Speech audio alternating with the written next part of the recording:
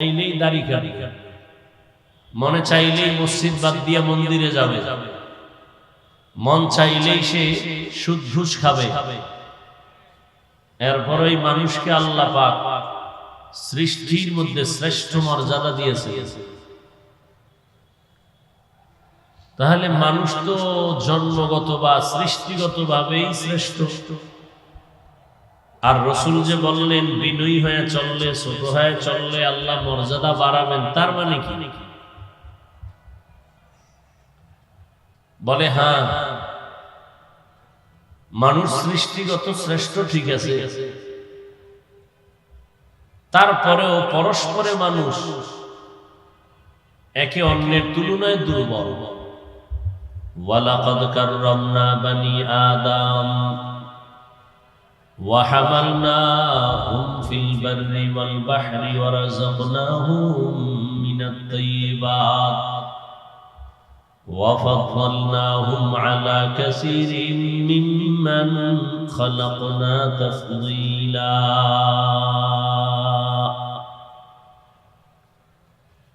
বনি আদম বড় দামি। আল্লাহ তাআলা বলেন আমি তাদের জন্য জমিন ও পানির মধ্যে চলার মতো সুব্যবস্থা করেছি।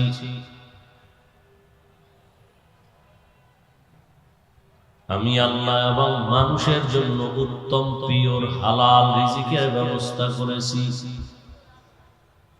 এবং এই মানুষের ভেতরে পরস্পরে একের তুলনায় অন্যকে মর্যাদাবান করেছি। যেমন দুনিয়াতে সাধারণ মানুষ, সব মানুষ আল্লাহর মানুষ, আল্লাহর বানানো মখলুক, কিন্তু সব মানুষ আল্লাহর কাছে প্রিয় মানুষ না। যেমন মসজিদগুলো সব আল্লাহর ঘর। কার ঘর? আল্লাহর ঘর। বাইতুল মুকাররম মসজিদ আল্লাহর ঘর। দুনিয়াতে যত মসজিদ সব আমার আল্লাহর ঘর, তবে বাইতুল্লাহর মতো একটাও দামি না। কি? বাইতুল্লাহ বড় দামি একটা ঘর। টাঙ্গাইলে একটা সুন্দর মসজিদ বানাইছে, দেখার জন্য অনেক মানুষ যায়, নারী যায়, পুরুষও গিয়ে গিয়ে ছবি তোলে, ভিডিও করে, কিন্তু নিমুখ হারামেরা নামাজ পড়ে না। ওই মসজিদের দিয়ে সুন্দর পাথর দিয়া বানাইছে, গম্বুজ দিয়া বানাইলো, কেউ যদি সারাদিন তাকায় থাকে একটা সওয়াবও পাবে না। কিন্তু আল্লাহর ঘর বাইতুল্লাহ এমন এক দামি ঘর, এক নজর দিয়া বান্দা যতক্ষণ তাকায় থাকবে আমল নামায় শুধু সওয়াব আর সওয়াব। কেউ যদি বাইতুল্লাহর সফরে যায়,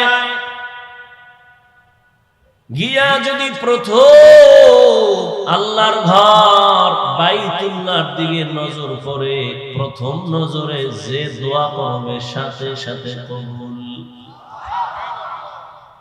এমন একটা দামি ঘর বাইতুল্লাহ, যেই দামি ঘর, ওই ঘরের এরিয়ার মধ্যে একবার যদি কেউ বলে আল্লাহ, একবার আল্লাহ বলার বিনিময় 1,00,000 বার আল্লাহ বলার সওয়াব।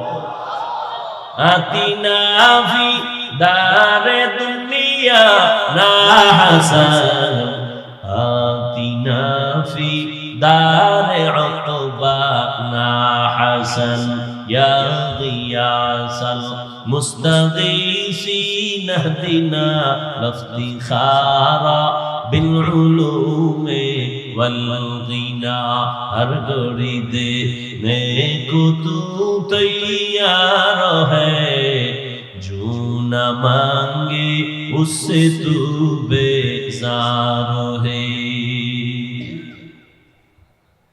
সব মসজিদ কার ঘর? বাইতুল্লাহর মতো করে না? হ্যাঁ, আরো ভালো করে খেয়াল করেন। আপনাদের জমিনের মধ্যে বাজারে আশেপাশে কুকুর আসেনি? কার মাখলুক? সব কুকুরগুলো আমার আল্লাহর মাখলুক, তবে সব কুকুর দামি না। আসহাবে কাহাফের সাথে যেই কুকুরের সম্পর্ক আছে, ওই কুকুর এত দামি, জান্নাতে যাবে। আপনাদের এলাকায় গাভী আছে, গরু আছে, কার মাখলুক? সব গরু গাভী আল্লাহর মাখলুক, তবে সব দামি না। মূসা নবীর সাথে যেই গাভীটার সম্পর্ক, ওই গাভী বড় দামি, জান্নাতে যাবে। আপনাদের জমিনের মধ্যে আশেপাশে পিপীলিকার অভাব নাই, সব আল্লাহর বানানো মাখলুক।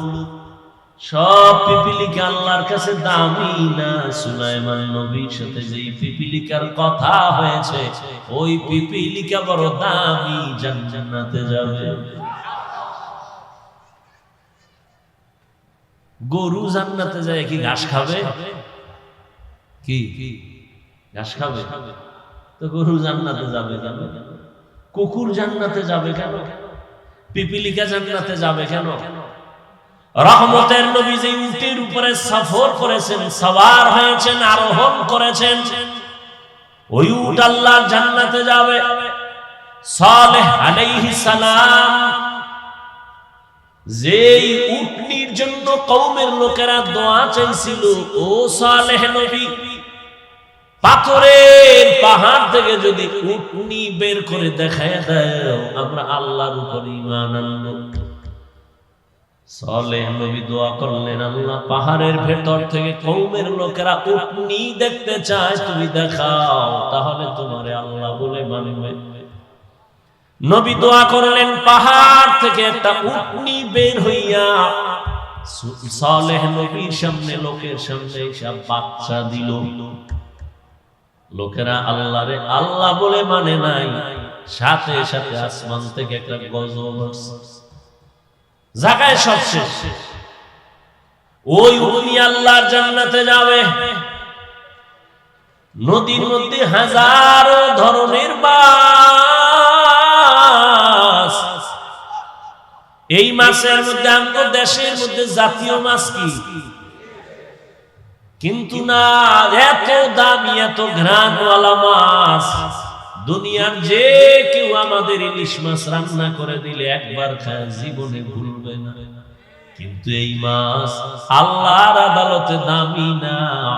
ইউনুস নবীরে যেই মাছ গ্রাস করে নিয়ে পানির মধ্যে রেখেছিল, ওই মাছ আমার আল্লাহর জান্নাতে যাবে। সোহবতে সালে তোরা সালে গুনাত, সোহবতে তালে তোরা তালে গুনাত। এক জামানা সোহবতে বা আউলিয়া বেহতের সদ সালাত বেরিয়া। মাছ, দুনিয়ার মাছ কি আল্লাহ ওখানে খাওয়াবে? জান্নাতে কেন মাছ যাবে? পিপীলিকা জান্নাতে কেন যাবে? কুকুর কেন জান্নাতে যাবে? উট আর উটনি কেন জান্নাতে যাবে? মাছ কেন জান্নাতে যাবে? গাভী কেন জান্নাতে যাবে? সুলাইমান নবীর সাথে সম্পর্কের হুদহুদ আল্লাহর জান্নাতে যাবে কেন? আল্লাহ বুঝাইতেছে, ও জান্নাতে কোনো কাজ নাই, তারপর কেন নিব তোদের বুঝাইতেছি। দেখ, এই প্রাণীগুলো আল্লাহর প্রিয় বান্দাদের সঙ্গে সম্পর্ক রাখার কারণে তারা দামি হয়ে গেছে। এটা বুঝাবার জন্য এদের জান্নাত দিব। কাদের কুদরত দারি বর কামাল, আনতা রব্বি আনতা হাসবি যুল জালাল। তুহি কাদের জলিলুল্লাহ জাহাদার, বহর হালে তুহি মেরা নিগাহদার। সূরা কাহফের ভেতরে ঘটনা, আল্লাহর প্রিয় বান্দা 7টা যুবক আল্লাহর দ্বীন ও ঈমানকে জিন্দা রাখার জন্য এলাকা ছেড়ে হিজরতের পথে রওনা হয়ে একটা গুহার মধ্যে আশ্রয় নিয়েছি। কুকুর গিয়ে ওদের পাহারা দিয়েছে। এই কারণে কুকুরের দাম বেড়ে গেছে। চিটার কোনো মূল্য নাই, কিন্তু ধানের সাথে থাকার কারণে চিটার মূল্য বেড়ে যায়। দুনিয়ার মানুষ তোমার কোনো মূল্য নাই। দুনিয়ার মানুষ সব আল্লাহর মখলুক, কোনো দাম নাই। তোমার সম্পর্কটা যদি আল্লাহর প্রিয় বান্দার সাথে লাগায় দেয়, আল্লাহর প্রিয় বান্দাদের মতো তোমার মূল্য বেড়ে যাবে। ওরা জান্নাতে যাবে। আল্লাহ ওয়ালাদের সাথে যাদের সম্পর্ক, এরাও বিনা হিসাবে জান্নাতে যাবে। বেহেশতা যাকে আজারে নবাশত কসে রাবা কসে করে নবাশু। সোহবত বড় দামি এক সম্পদ। মোহাব্বত আর সোহবত দামি একটা সম্পদ। এরে আল্লাহর গোলাম, এজন্যই তো প্রবাদ আছে, সৎ সঙ্গে সর্ববাস, অসৎ সঙ্গে। পারস্যের এক কবি, কবিকুল সম্রাট শেখ সাদি রহমাতুল্লাহ আলাইহির ঘটনা। তিনি 30 বছর দুনিয়াটা ভ্রমণ করেছেন। কয় বছর? 30 বছর ঘুরে ঘুরে যা দেখছেন আল্লাহর কুদরত, এগুলো